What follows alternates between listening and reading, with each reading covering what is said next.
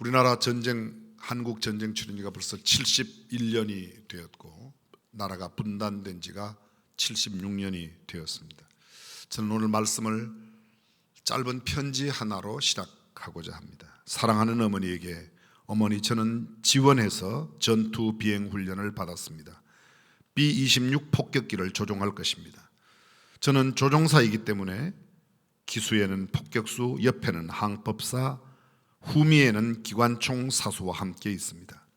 아버지께서는 모든 사람들이 두려움 없이 살 수 있는 권리를 위해 지금 한국에서 싸우고 계십니다. 드디어 저도 미력한 힘이 남아 아버님에게 힘을 보탤 시기가 온 것 같습니다. 어머니, 저를 위해 기도하지 마십시오. 그 대신 미국이 위급한 상황에서 조국을 수호하기 위하여 소집된 나의 승무원들을 위해 기도해 주십시오. 그들 중에는 무사히 돌아오기만을 기다리는 아내를 둔 사람도 있고 애인이 있는 사람도 있습니다. 저는 최선을 다할 것입니다. 그것은 언제나 제 의무입니다. 그럼 안녕히 계십시오. 1952년 4월 2일 당신의 아들 지미 올림. 이 지미는 워커 장군의 후임이었던 리치웨이 장군이 메가드 장군에 이어 유엔군 총사령관으로 영전된 뒤에 그 후임으로 부임한 벤프리트 미 8군 사령관의 아들 지미 벤프리트 2세로 공군 중위였습니다. 이제 막 해외 근무를 마쳐 한국전에 참여할 의무가 없었음에도 불구하고 자원해서 아버지가 사령관으로 있는 한국전에 참가하면서 어머니에게 보낸 편지, 그것이 그의 어머니에게 보낸 마지막 편지였습니다. 지미 벤프리트 중위는 압록강 남쪽의 순천 지역을 폭격하기 위해 출격했습니다. 새벽 3시 김포 비행단에 레이더와 접촉한 이후에 표적을 향해서 날아갔던 비행기는 갑자기 레이더에서 사라진 뒤 흔적을 감춰버리고 말았습니다. 이틀 뒤 4월 2일 아침 10시 30분경 8군 사령관 벤프리트 미 제5공군 사령관 에베레스트 장군으로부터 지미 벤프리트 2세 중위의 폭격 비행 중 실종이 되었다는 소식을 듣고 지금 막 군인들이 수색에 나섰다고 보고를 받았습니다. 그는 묵묵히 듣고 있다가 담담하게 짤막한 다음의 지시를 내렸습니다. 지미 벤프리트 2세 중위에 대한 수색을 중단하라고. 그리고 적지에서 수색하는 것은 얼마나 위험한 일인데 내 아들을 찾겠다고 다른 군인들이 희생하는 것을 볼 수 없었던 아버지가 내린 마지막 명령이었습니다. 아들을 구출하는 것은 무모하다는 이러한 마지막 명령을 내린 이 내용, 인접 한국군 부대장으로 회의에 참석했던 전주월 한국사령관 최명신 장군, 월남전에 갔던 최명신 장군, 저는 1994년 95년도에 캐나다 토론토에서 최명신 장군을 직접 만나고 이야기를 들었습니다. 그의 전쟁 무용담은 참 들어도 끝이 없이 재미나기도 하고 때로는 눈물이, 때로는 가슴을 도려내는 그런 아픔들이 얼마나 많았는지 모릅니다. 며칠 뒤 부활절을 맞아 그는 전선에서 실종된 미군 가족들에게 이런 편지를 보냈습니다. 저는 모든 부모님들이 모두 저와 같은 심정이라고 생각합니다. 우리의 아들들은 나라에 대한 의무와 봉사를 다하고 있습니다. 예수님께서 말씀하신 바와 같이 벗을 위해서 자신의 삶을 내어놓는 사람보다 더 위대한 사람은 없습니다. 그가 말한 벗이라고 하는 벗은 바로 대한민국을 가르칩니다. 벤프리트 미 8군 사령관은 한국을 벗이라고 생각했고 그 벗을 위해 자기의 자식을 기꺼이 내놓았습니다. 참고로 이 벤프리트 장군과 해군 초대 참모총장 손원일 제독, 육군 참모총장 정일권, 이들 사이에는 끈끈한 관계를 맺어 서로 호용호재하였고 특별히 국회의장 손정도 목사의 큰아들인 손원일 제독과는 호용호재하면서 친가족처럼 지냈다는 이야기가 지금도 생생하게 남아져 있습니다. 수많은 6.25 전쟁에 관련된 이야기가 있습니다. 당시 유엔군 사령관 마크 클라크 대장의 아들 클라크 대위도 금화지구의 저격 능선에서 중대장으로 싸우다가 장렬하게 전사했습니다.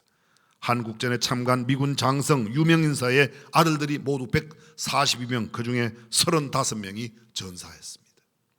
어떤 사람은 상하 의원도로 있었고 그 아들들이 한국에서 언젠가 하버드 대학교 가봤더니 하버드 대학교 라이브러리 기념관 벽 한 벽면에 6.25 참전했다가 죽었던 하버드 학생들의 명단이 쫙 있었는데 여러분, 하버드가 아무나 못 가는 건 다 아시지 않습니까? 그들이 피 한 방울 섞이지 않은 대한민국 땅에 와서 그들의 생명을 들였다고 하는 것은 자유와 평화가 얼마나 소중한 가치인가를 우리로 깨닫게 합니다. 당시에 미군이 33,642명이 죽었고 10만 명 이상의 부상자가 나왔습니다. 가진 사람의 나누는 즉시 노블레스 오블리주를 실현했던 그들, 우리는 기억해야 될 것입니다. 지금 대한민국 사람도, 북한에 살고 있는 북한 인민들도 원하는 게 통일입니다. 그런데 통일이 그렇게 쉽지만은 않은 것 같습니다. 왜냐하면 남한을 위해 싸운 사람들은 미국이 와서 싸웠고 유엔군 16개국이 와서 싸웠습니다. 북한을 위해서 싸운 사람은 중공군이 들어왔고 러시아, 옛날 소련군이 들어왔습니다. 우리의 혈맹은 미국이지만 북한의 혈맹은 중공입니다. 양대국 사이에 끼어 있는 한반도, 북한 사람들은 자기네들의 혈맹이 중공군이고 미국을 왼수시합니다. 남한 사람들은 미국이 혈맹국이라고 생각하고 중공군을 그렇게 기뻐하지 않습니다. 그러한 나라가 지금 대치하고 있는데 어떻게 평화 통일이 그렇게 쉽게 이루어지겠는가? 유명한 헨리 키신저가 중동의 평화를 만들었다고 노벨 평화상을 받았지만 중동에 평화가 있습니까? 사람들이 평화를 만든다는 것은 저는 불가능하다고 생각합니다. 평화가 가능하다면 오직 예수 그리스도로 말미암는 복음 통일이 있고 복음 평화가 있을 줄로 믿습니다. 내가 너희에게 평안을 주노니 세상이 주는 것과 다르다. 주님이 주시는 평안만이 참된 평화요, 인간이 만드는 평화는 잠깐은 평화일지 모르지만 이내 또 전쟁으로 바뀌어버리고 미워하고 시기하고 질투하는지 모르겠습니다. 양립된 두 나라, 저는 이렇게 생각합니다. 아무리 악해도 대화가 아무리 선한 전쟁보다 낫다는 겁니다. 선한 전쟁에는 희생이 나기 마련이지만 그냥 악한 대화는, 아무리 험한 대화는 그저 욕은 주고받아도 서로 죽이지는 않으니까 대화로 풀고 한 걸음 더 나가 복음으로 푼다면 한반도에도 어떤 날 복음 통일, 평화 통일이 이루어질 줄로 믿습니다. 따라서 할 수 있는 일은 우리가 하나님께 구하는 일입니다. 인간이 만드는 평화는 불안하고 잘 되지 않습니다. 금방 남북 화해가 될 것 같다가도 또 안 되고 또 안 되고. 우리는 이런 복음 통일을 위한 기도의 사람, 오늘 말씀의 제목이 차원 높은 기도입니다. 원래 본문은 마태복음 6장 19절 이하 말씀인데 편의상 33, 34절만 우리가 함께 읽겠습니다. 산상수훈의 핵심 말씀과 기도라고 할 수 있고 이 말씀과 기도의 가장 중요한 핵심이 주님께서 가르쳐 주신 주기도문에 있습니다. 예수님의 말씀대로 살기 위해서는 주님께서 가르쳐 주신 기도대로 기도해야 하고 주님께서 가르쳐 주신 기도대로 기도하려면 말씀대로 살아야 됩니다. 말씀과 기도, 기도와 말씀은 절대로 나누어서 생각할 수 없기 때문입니다. 정통 신앙인들의 경건한 삶의 세 가지 내용이 뭐라고 그랬습니까? 구제와 금식과 기도입니다. 기도와 구제와 금식, 이것이 신앙의 전통성을 갖고 있는 사람들이 그대로 지켜놨던 겁니다. 그래서 그들은 외식하는 자처럼 사람에게 보이려고 하지 말아라. 은밀한 중에 보고 계시는 하나님께서 보니까 티내지 말고 해도 하나님이 다 갚아주신다는 겁니다. 하늘의 상을 기대하고 살아야지 이 땅의 상을 기대하고 살지 말라는 겁니다. 그럼 우리는 기도의 대상이신 하나님께 하나님의 나라를 위한 기도, 나를 위한 기도가 아니라 하나님의 이름이 존귀하게 되고 하나님의 나라가 임하여지고 하나님의 뜻이 하늘에서 이룬 것처럼 땅에서도 이루어지기를 기도해야 할 줄로 믿습니다. 그리고 그 다음 우리를 위하여 기도합니다. 일용할 양식을 주십시오. 우리에게 죄 지은 자를 사하여 준 것 같이 우리 죄를 사하여 주십시오. 그리고 우리를 악에 들게 마옵시고 시험에 들지 않도록 우리를 구해달라고 하는 기도를 드려라. 이것이 주기도문의 핵심 내용입니다.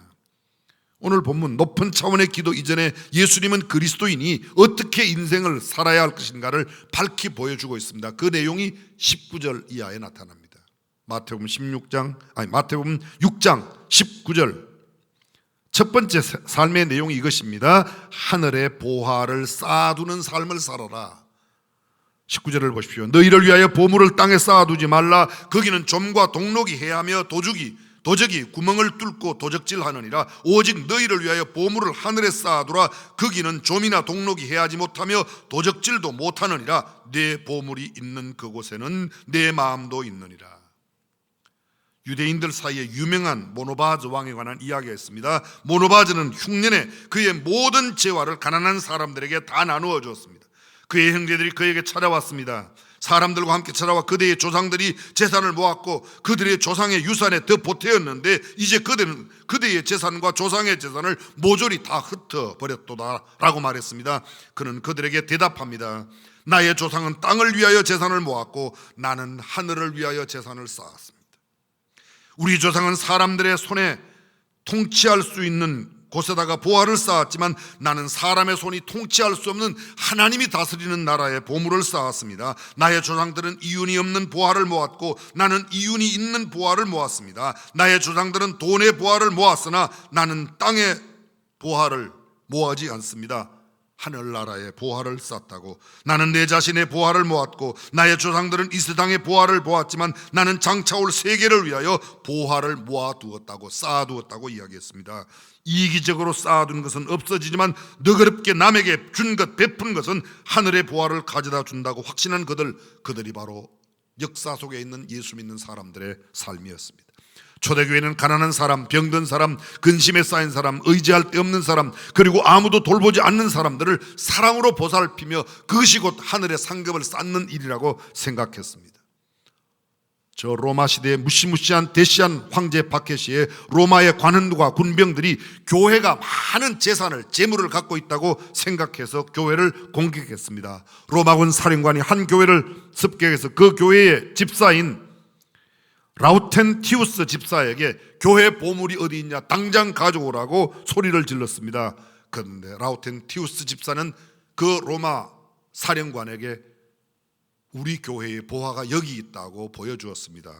그것은 바로 그들이 돌보고 있는 고아와 과부와 병자들, 가난한 사람들을 가리키며 이 사람들이 우리 교회의 보물이라고 말했습니다. 교회는 항상 우리가 간직하는 것은 잃게 되고 우리가 쓰는 것은 갖게 된다는 말이 있습니다. 어려운 이웃, 하나님의 영광을 위하여 사용하는 것은 우리의 것으로 하나님 나라에 영원히 쌓이지만 우리를 위해 쌓아둔 것은 결국은 이 땅에 다 두고 떠나기 때문에 아무것도 아니라는 것입니다. 랍비 요셉인 키스마에게 물었습니다. 많은 봉급을 줄 테니 이방인 도시에 살겠습니까? 대답합니다. 율법의 본고장 밖에서는 무엇을 준다 해도 살지 않겠습니다. 왜냐고 물었더니 대답합니다. 사람이 이 세상을 떠날 때에는 금은 보석을 가지고 갈 수 없고 오직 말씀의 지식과 선행만이 함께 가지고 갈 수 있기 때문에 나는 이 땅에 살며 하나님의 말씀을 연구하고 말씀대로 나누는 삶을 살다가 가겠다고 말했던 겁니다. 우리가 잘 알고 있는 스페인 속담, 수의에는 주머니가 없다. 우리도 말합니다. 인생은 빈손으로 왔다가 빈손으로, 공수래 공수가. 옛날 아브라함 시대에 살았던 동방의 욥은 말합니다. 내가 모태에서 적신으로 나와 싸운 적 적신이 그리로 돌아갈지라. 알몸으로 왔으니 알몸으로 간다. 그렇습니다. 인생은 빈손으로 왔다가 빈손으로 가는 겁니다. 떠날 때 가지고 갈 수 없지만 미리 송금할 수 있는 방법이 있습니다. 갈 때는 아무것도 가져가지 못합니다. 근데 미리 송금하는 방법인데 그것이 뭔가 하면 우리 주변에 있는 어려운 이웃들에게 베풀고 하나님의 영광을 위하여 쓰고 주님의 몸된 교회를 위하여 거룩한 일에 드리는 것만 하나님 나라에 미리 송금하여 보물을 쌓아두는 것인 줄로 믿습니다. 그렇습니다. 하늘의 보화를 쌓아두고 있습니까? 이 땅에 쌓아두고 있습니까? 여러분은 어디에 더 많은 것을 쌓아두고 계신지 우리의 삶을 되돌아보아야 할 것입니다. 하늘의 보화를 쌓아두라. 예수님 두 번째로 말씀하세요. 두 눈 이야기입니다. 한마디로 짧게 이야기하면 선한 눈, 아름다운 눈, 예쁜 눈, 복된 눈을 가지고 살라는 겁니다. 오늘 22절 말씀, 눈은 몸의 등불이니 그러므로 내 눈이 성하면 온몸이 밝을 것이요 눈이 나쁘면 온몸이 어두울 것이니 그러므로 내게 있는 빛이 어두우면 그 어두움이 얼마나 하겠느냐.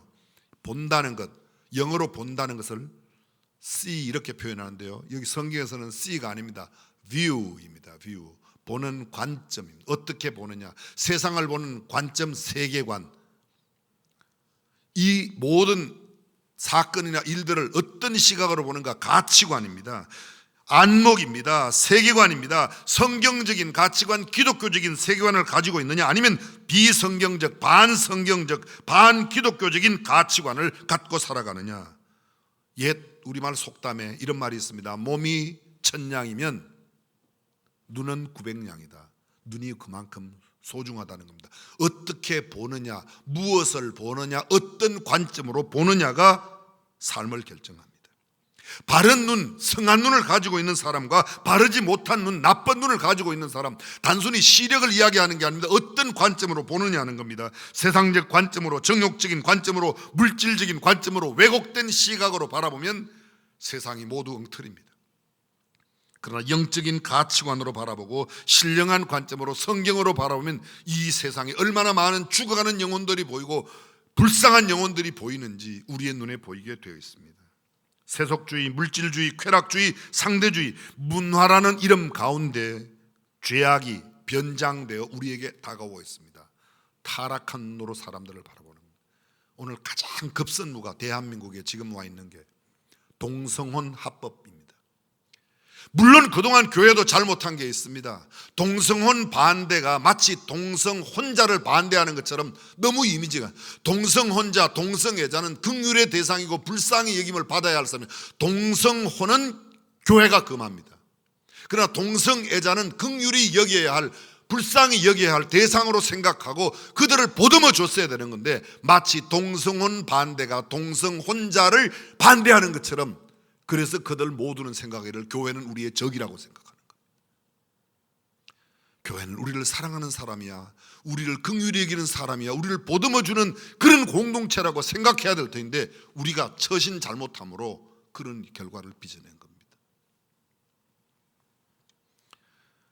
문화라는 이름으로, 소설이라는 이름으로 외설이 판을 치고 있습니다. 어떤 눈이 도대체 나쁜 눈인가? 이런 눈들이 나쁜 눈입니다. 이렇게 보고도 이걸 옳다고. 여러분, 국회의원이 아무나 되는 겁니까? 그런데 그 국회의원들이 지금 그게 합법화돼야 된다고. 내일 소위에서, 내일 그 위원회에서 그 법이 거의 합법화될 가능성이 매우 높습니다. 왜냐하면 평등법, 인권법이라는 미명하에 그것을 지지하는 사람들이 지금 그 위원회 내에 더 많이 있습니다.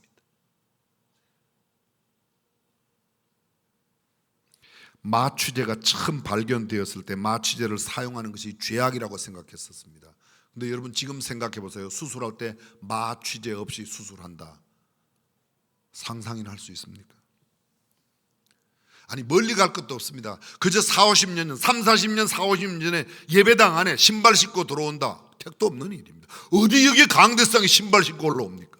어디 여기 위에서 춤을 추고 댄스를 하고 난리를 합니까? 말도 안 되는 일입니다.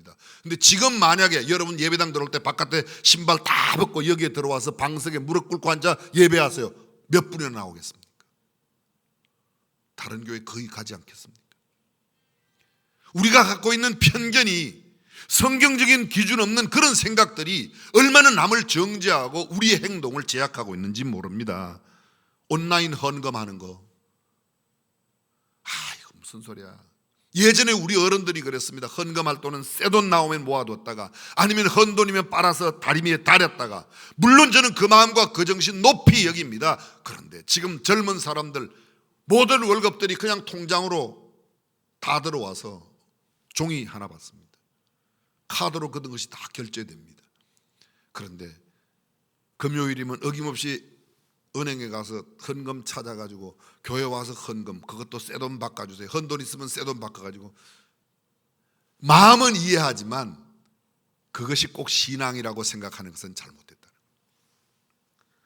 선입견을 가지고 있는 것 마찬가지입니다. 인종차별이 거기에서 왔습니다. 성차별이. 우리나라 어릴 때, 저희가 어릴 때 우리나라의 교회당 이렇게 기역자로 여기는 여자, 여기는 남자. 불과 얼마 전까지만 해도, 그죠? 몇십 년 전에만 해도 남자들은 이쪽에 여자들은 이쪽 이렇게 앉았었어요. 지금 이렇게 하는 거 남녀 7세 부동석인데, 그 성경적인 전혀 근거 없는 이런 이야기들로 그걸 정죄하고 남을 비판하고 그렇게 보는 경향이 얼마나 많이 있습니다. 질투심으로 보는, 셰익스피어의 4대 비극 가운데 오셀로에 나오는 그 질투심이 살인을 불러내고 큰 역사적인 비극을 만들어냅니다. 내가 자만하고 교만해서 남을 무시하는 것, 정말 죄송합니다. 제 안에도 그런 게 있어요. 누구에도 있을까요? 이를테면 제가 한때 그런 생각을 가졌었어요. 흑인이 비행기를 조종해도 비행기가 뜨나? 근데 나중에 알고 봤더니 흑인들은요, 한국 사람 같은 사람이 비행기를 조종해도 비행기가 뜨냐 이렇게 생각한다. 우리가 갖고 있는 편견, 선입견 이런 것들이 얼마나 세상을 어지럽게 하는지 모릅니다. 여기 성한 눈이라고 말할 때 성하다, 하플로테스인데 후하다, 너그럽다 그런, 나쁘단, 나쁜 눈 말할 때 나쁜, 포네로스, 인색하다, 아까워하다 그런 말입니다. 신명기 이런 말씀이 있습니다. 삼가 너는 마음에 악념을 품지 말라. 곧 이러기를 제7년 면제년이 가까웠다고 하고 내 궁핍한 형제에게 악한 눈을 들고 아무것도 주지 아니하면 그가 너를 여호와께 호소하리니 네가 죄를 얻을 것이라.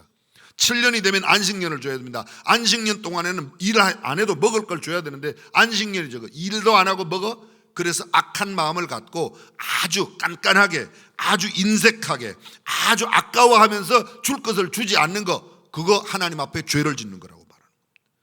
악한 눈이 뭔가? 이걸 좀 쉽게 말하겠습니다. 쉽게 요새식으로 말하면 이런 말입니다.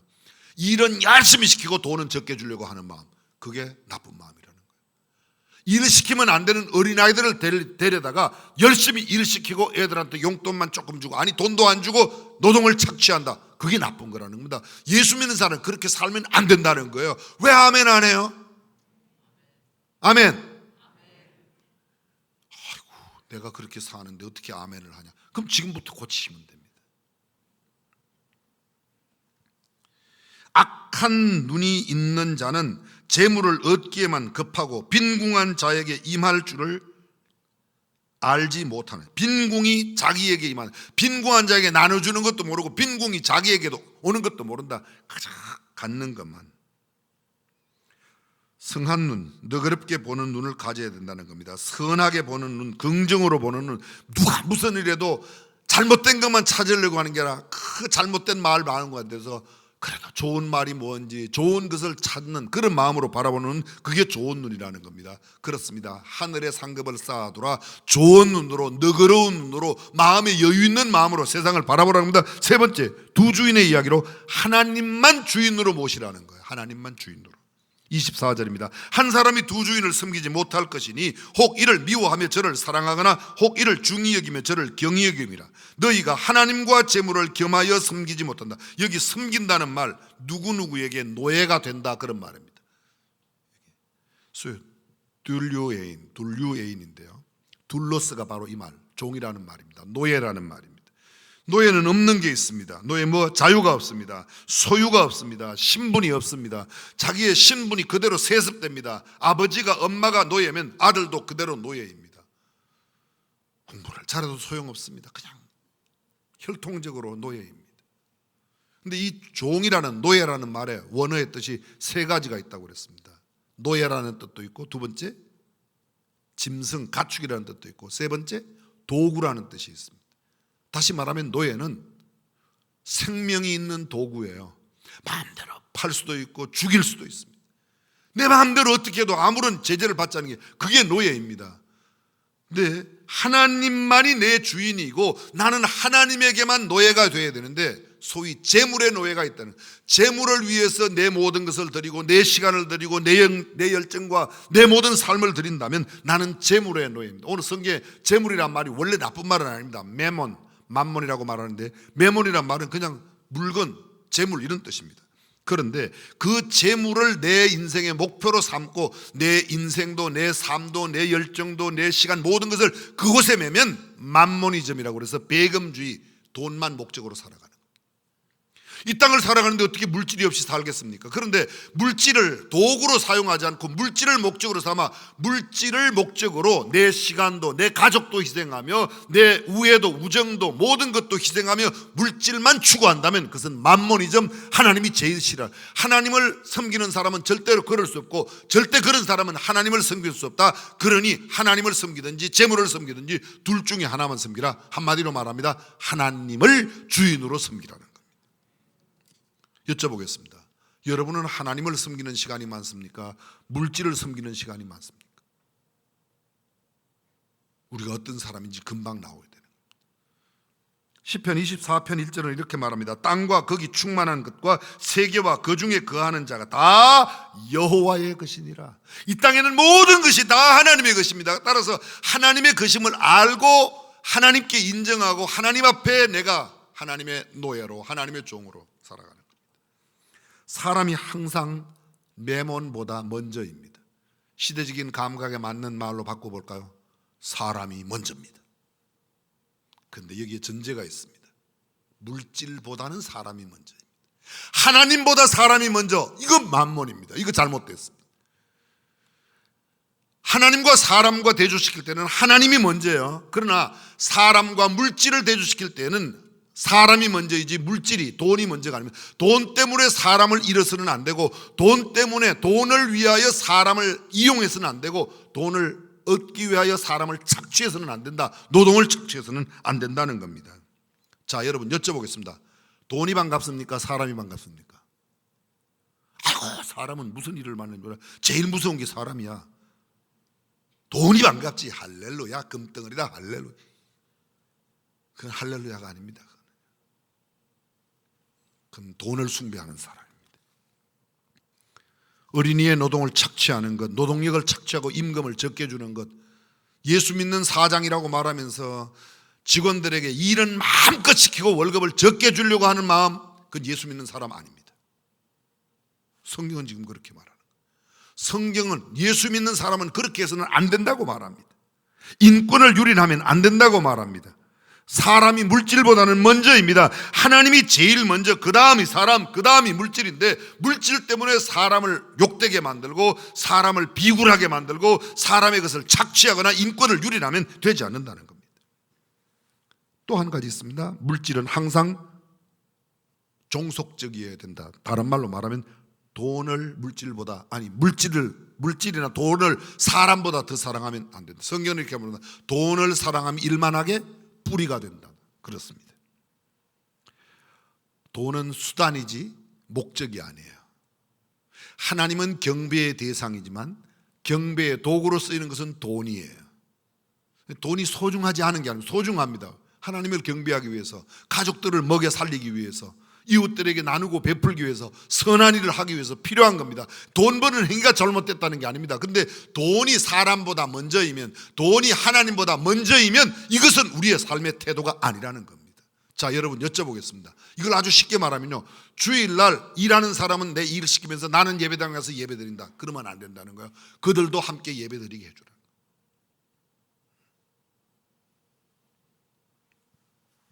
우리가 물질에 대한 가져야 할 중요한 두 가지의 질문이 있습니다. 첫 번째가 어떻게 돈을 버는가 하는 겁니다. 어떻게 돈을 버는가. 속이는 저울로, 줄이는 자로, 적정한 양이 아닌 되나 말로 양심을 버린 이익을 추구하는 그런 일들로 약한 라이벌을 죽이면서까지 우리 옆집에 있는 가게는 망해야 되고 나만 살겠다, 그리스도인의 태도가 아니랍니다. 나도 살고, 이런 마음을 먹을 수 있어요. 우리 옆집보다는 내가 좀 물건을 많이 팔았으면, 그거야 귀여운 마음이죠. 근데 옆집이 망해야 내가 먹고 산다, 그건 그리스도인이 가져야 할 태도가 아니라는 거예요. 근데 우리가 이렇게 해서는 되겠습니까? 사랑과 우정을 저버린 재물을 추구하는 것, 가족을 희생시키면서까지 물질만 추구하는 것, 부모와 자식과의 관계가 더 중요한데 그 관계가 무너지면서까지 돈 버는 일에 우리가 몰두한다면 그건 성경적인 삶이 아니라는 겁니다. 착취하며 내가 노랭이로 구두쇠로 살아가면서 모은 것, 그래서 그것 때문에 바들바들 뜬다는 것은 그리스도인의 삶의 태도가 아니라고 주님께서 말씀하시는 겁니다. 두 번째 태도가 무엇을 위해 어떻게 사용하는가라는 것입니다. 어떤 사람은 모으는 데는 열심인데 사용하는 데 아주 인색합니다. 어떤 사람은 사용하긴 한데 거의 자신만, 자기 가족들만 생각하는 사람이 있습니다. 어떤 사람들은 아예 악하게 쓰는 사람도 있습니다. 범죄하는데, 마약을 쓰는데, 엉뚱한 행위에 쓰는 사람들이 있습니다. 성경은 이렇게 말합니다. 하나님의 영광을 위하여 써라고, 불우한 이웃들, 도움이 필요한 사람들에게 나누며 살라고 말합니다. 사랑하는 중앙교회 성도 여러분, 저와 여러분들이 하나님의 말씀에 따르는 성경적 가치관으로 살아가시기를 주님의 이름으로 축원합니다. 그러므로 너희는 염려하지 말아라. 무엇 먹을까, 무엇 마실까 염려하지 말아라. 공중의 새를 봐라, 들의 백합화를 봐라. 설명은 생략하겠습니다. 더 이상 설명이 필요 없는 말이죠. 그리고 우리에게 뭐라고 하면 너희는 먼저 그의 나라와 그의 의를 구하라. 그렇습니다. 하나님의 나라와 하나님의 의를 구하는 삶을 살라고 주께서 말씀해요. 차원 높은 기도, 하나님의 나라를 구하고 하나님의 의를 구하는 것이 우리가 구해야 할, 우리가 기도해야 할 일이지, 뭐 먹을까 뭐 마실까 그거 세상 사람들이 구하는, 이방 사람들이 구하는 거다. 다시 말하면 우상을 숭배하는 사람들이 고목나무 밑에 가서 구하고 해보고 달보고 구하는 것, 너희가 하나님께 그런 거 구하지 말라는 겁니다. 근데 우리가 예배당에 와서 하나님을 섬긴다고 말하면서 그런 것을 구한다면 이방인이 구하는 것과 똑같은 것을 구한다는 말입니다. 너무 세상을 복잡하게 생각하지 말라고 위클리프가 말합니다. 틴데일은 말하기를 내 사는 것이 걱정하지 말아라. 걱정스럽게 염려할 존재가 아니다. 하나님이 너를 하나님의 형상대로 지음받았는데 굶게 하겠냐? 그러니까 그런 거 염려하지 말고 의와 하나님의 나라와 하는. 저는 어릴 때 중학교 때까지 이렇게 생각했어요. 너는 너의 나라와 너의, 그래서 맨날 대한민국에서 어릴 때부터 열심히 기도를 했는데 어떤 날 알고 보니까 대한민국에서 기도한 게 나쁜 것은 아니지만 하나님의 나라와 하나님의 의를 구하는 일로 살아야 된다. 아멘. 그것이 타울러 스토리라고 하는 이야기가 있습니다. 타울러가 어느 날 거지를 만나 인사합니다. 친구여, 오늘도 안녕하기를 바랍니다. 거지가 대답합니다. 난 하루도 안녕하지 않은 날이 없어요. 그래서 하나님께 감사합니다. 타울러가 또 말합니다. 여보시오, 그러면 행복하기를 바랍니다. 거지가 말합니다. 난 불행해 본 적이 없어 하나님께 감사합니다. 타울러, 그것이 무슨 뜻이죠? 거지가 대답합니다. 날이 좋으면 하나님께 감사하고 비가 와도 감사하고 먹을 것이 넉넉해서 감사하고 배가 고파도 감사합니다. 하나님의 뜻이 나의 뜻이니 하나님을 기쁘시게 하는 것은 무엇이나 나를 기쁘게 하는데 무엇 때문에 내가 불행하지 않을 때 불행하다고 말해야 합니까? 놀란 타울러가 말합니다. 당신이 누구시오? 그랬더니 그 거지가 하는 말이 나는 왕이요. 놀랐습니다. 당신이 어느 나라 왕이요? 그랬더니 내 마음의 나라의 왕이요. 그러더라고요. 그렇습니다. 진정한 행복과 기쁨은 하나님을 향하는 내 마음에 있습니다. 하나님이 주시는 만족함이 내 안에 가득하면 나는 얼마든지 행복할 수 있습니다. 아무리 많이 가지고도 부족하다고 생각하고 내 마음의 평안을 누리지 못하면 그는 불행한 사람입니다. 그러나 적게 가지고도 가진 것이 상대적으로 없는데도 불구하고 내 마음에 참된 평안을 누리고 산다면 그는 참으로 행복한 사람인 줄로 믿습니다. 저와 여러분들이 그런 행복한 사람 되시기를 바랍니다. 얼마나 가지면 행복할까요? 지금 돈이 거의 없는 사람은 1억만 가지면, 그러나 여러분 한 99억점 가져보세요. 옆집에 있는 1억 빼떨어서 100억 되고 싶은 게 우리 마음이지, 내가 한 9억 줘서 저 사람도 한 10억 만들고 나도 90억 살아야겠다, 그런 마음 안 들어갑니다. 그런 마음 가져봤어요? 여러분 옆집에 있는 더 가난한 사람에게 우리 거 좀 나눠줘서 우리하고 좀 비슷하게 살게 만들겠다, 그런 마음 먹어본 적 있어요?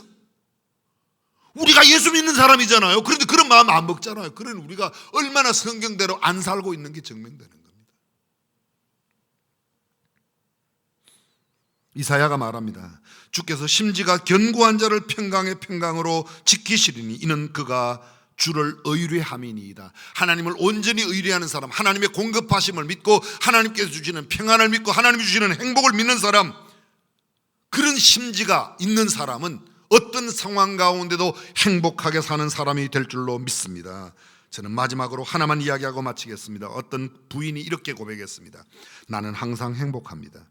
그 비결은 항상 바다 위에 돛을 띄우고 마음을 항구에 메어두지 않기 때문입니다. 기도하겠습니다.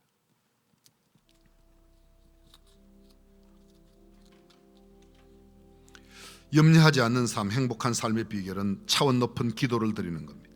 하나님의 나라와 하나님의 의를 먼저 구하면 하나님께서 이 모든 것을 너희에게 더하시겠다고 하셨습니다. 하지 말라는 것을 하는 것이 죄이고 하라는 것을 하지 않는 것이 죄입니다. 염려하지 말라 하였으니 염려하면 죄예요. 기도하라 하였으니 기도하지 않으면 죄입니다. 그래서 차원 높은 기도를 하며 염려하지 않는 삶이 주 앞에 행복한 삶입니다. 솔로몬은 지혜를 구하였더니 부귀와 영화도 함께 누렸습니다. 그러나 자신을 위하여 유다 민족을 멸하려고 계획했던 하만은 자신이 만든 장대 끝에 매달려 처참히 처형당했습니다. 하나님의 영광을 위하여, 하나님의 나라를 위하여 살아가는 저와 여러분이 되면 좋겠습니다. 전능하신 우리 하나님, 사욕을 굳지 아니하고 세속적 가치관으로 살지 아니하고 하나님의 말씀을 따라 하나님을 주인으로 섬기고 깨끗한 눈, 올바른 눈, 성한 눈으로 세상을 바라보며 하늘에 보화를 쌓아두는 삶을 살아가는 하나님의 자녀들이 다 되게 하여 주옵소서. 우리 주님 예수님의 이름으로 기도합니다. 아멘.